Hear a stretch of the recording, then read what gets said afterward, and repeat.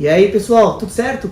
Pessoal, bem-vindo ao nosso canal Mundo FIV, considere se inscrever no canal. E hoje a gente vai falar sobre pressão alta e algumas contraindicações do uso de anticoncepcional. Posso usar ou não posso usar? Então, o tema do nosso título é: tenho pressão alta, posso tomar anticoncepcional? Então fica no vídeo para entender se pode ou se não pode. Bora no vídeo.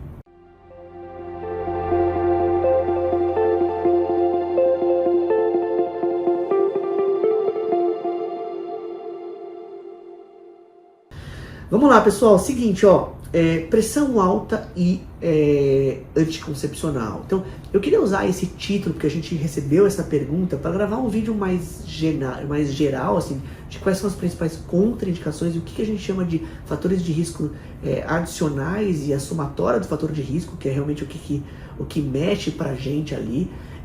E eu queria falar um pouco das categorias da OMS. Então eu separei as categorias para ler para vocês essas categorias. Então a OMS ela classifica o risco do uso de anticoncepcional em 4 categorias.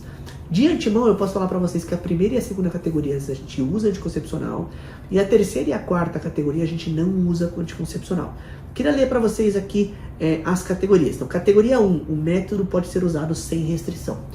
Mais um detalhe, assim, a gente tem vários tipos de contraceptivos e as categorias elas mudam conforme os contraceptivos e conforme as doses. Então a gente tem contraceptivo hormonal via oral, tem ali todas as categorias e as classes, né? Tem os de primeira geração, de segunda, de terceira, de quarta geração.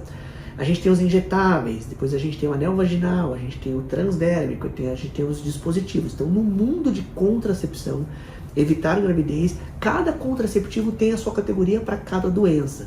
Então isso, para ser sincero, algumas vezes até eu olho na tabela de novo para dizer, olha, essa paciente, qual que é a categoria que ela cai, porque é muito detalhe. Por isso que a medicina personalizada ela é melhor do que muitas vezes a medicina em evidências que a gente fala. Então às vezes funciona para uma população, não funciona para o seu paciente específico, mas o que a gente faz é usar a evidência para nossa paciente, para escolher ali o melhor caminho. Acho que esse é o melhor médico do mundo, tá bom? Então, de novo, isso depende de cada método e depende de cada paciente, de cada categoria. Então, para responder a pergunta do título, eu queria responder ela para voltar nas categorias.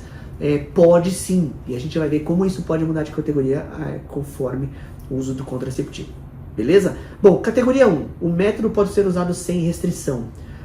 Então, todas as vezes que você olhar ali, e essas categorias, a paciente é hipertensa, a paciente é diabética, a paciente tem colesterol alterado, a paciente é obesa, a paciente fuma, isso muda a categoria, beleza?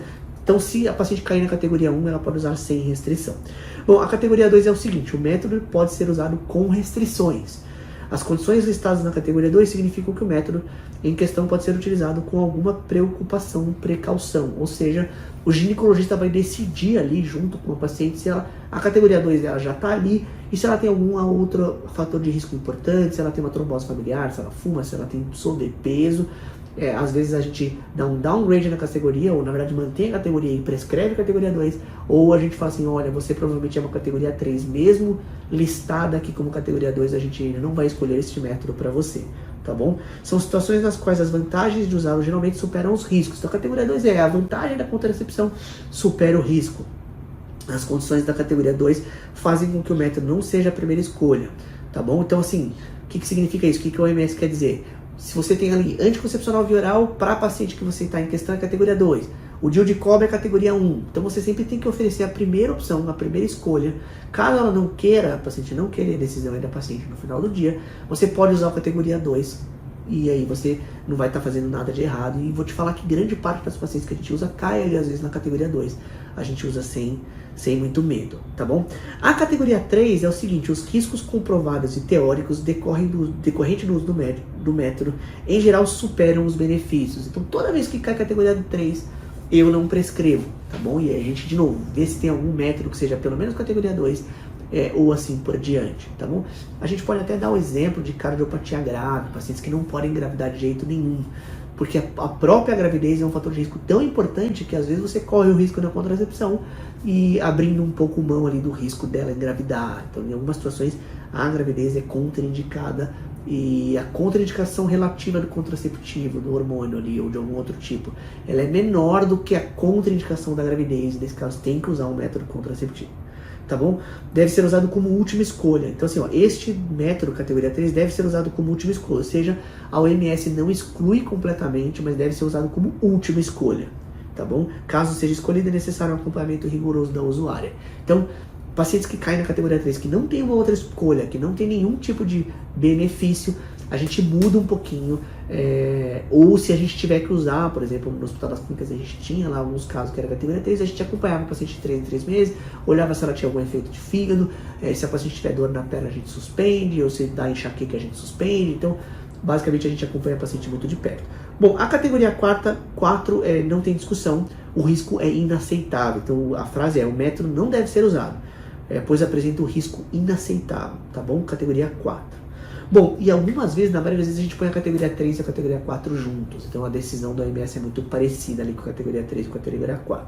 Bom, o que a gente leva em consideração então? O que muda na categoria na pressão? Para a gente usar o título do vídeo aqui. A pressão alta controlada é uma categoria 2.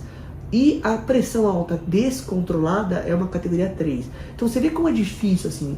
Por que o médico tem dificuldade às vezes de falar uma coisa sem olhar o caso inteiro? Porque, eu tenho pressão alta. A pressão alta da senhora está controlada? Esse é o primeiro ponto. Se sim, ela tem uma pressão alta, e o cardiologista que vai responder isso pra gente, na verdade quem controla a pressão dela é o cardiologista, o clínico, assim por diante. Se ela tiver, ela cai numa categoria 2, a gente usa sem medo. Mas se a paciente estiver com a pressão arterial descontrolada, então são aquelas pacientes que usam não monoterapia, usam 2, 3 remédios, mesmo assim ainda tem pressão alta. São pressões refratárias ao tratamento, a paciente tem realmente uma pressão de difícil controle, essas pacientes caem na categoria 3. As pacientes que têm uma pressão que usam ali um remédio para controlar a pressão e ela sempre fala: não, eu sou hipertensa, mas eu tomo um remédio, eu sou normotensa. Então, na grande maioria das vezes, a paciente tem a pressão normal controlada com remédio. Nesse caso, a gente usa contraceptivo sem medo, tá bom? Você vê como as coisas são meio complicadas, é caso a caso de fato. Para responder a pergunta, tenho pressão alta, posso usar contraceptivo? Pode. E aí, ponto, vírgula, depende. E aí a gente vai olhar realmente o caso da paciente. Se ela tiver pressão alta descontrolada, a gente fica de olho, tá bom? Outras coisas que vão entrar na conta ali das categorias que eu já comentei mais ou menos aqui, mas pra gente terminar o vídeo. Tabagismo é um fator de risco adicional muito importante. Então a paciente tem ali uma pressão que usa 2 remédios, mas ela não fuma. Isso é importante. Segundo ponto, obesidade. A obesidade é bem importante para a escolha do contraceptivo. Por quê? Porque o principal risco do contraceptivo são as tromboses. E essas coisas que a gente está falando, tabagismo e obesidade, tem um fator de risco muito importante para trombose. Então, essa paciente tem 2, 3 fatores de risco, ou a paciente hipertensa, que está controlando a pressão, que já controlou, e é magra, não fuma, nunca teve trombose, não tem história familiar de trombose, essa paciente vai cair numa categoria de uso e a gente vai usar sem muito medo, tá bom? E a gente já falou então, basicamente, tabagismo e obesidade são importantíssimos. Se a paciente tem câncer de mama ativo, é uma categoria que sobe muito, a gente pensa em não usar. Câncer de mama já tratado e curado ali, cai a categoria, não tem problema usar contraceptivo, também é um grupo que a gente discute com os alunos. Dislipidemia, tem que tomar muito cuidado, porque o estrogênio faz uma coisa com o colesterol, a progesterona faz outra.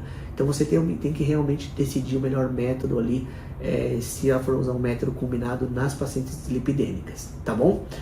Pessoal, acho que pelo vídeo de hoje era isso. Eu acho que a discussão desse vídeo é pôr tudo realmente numa balança.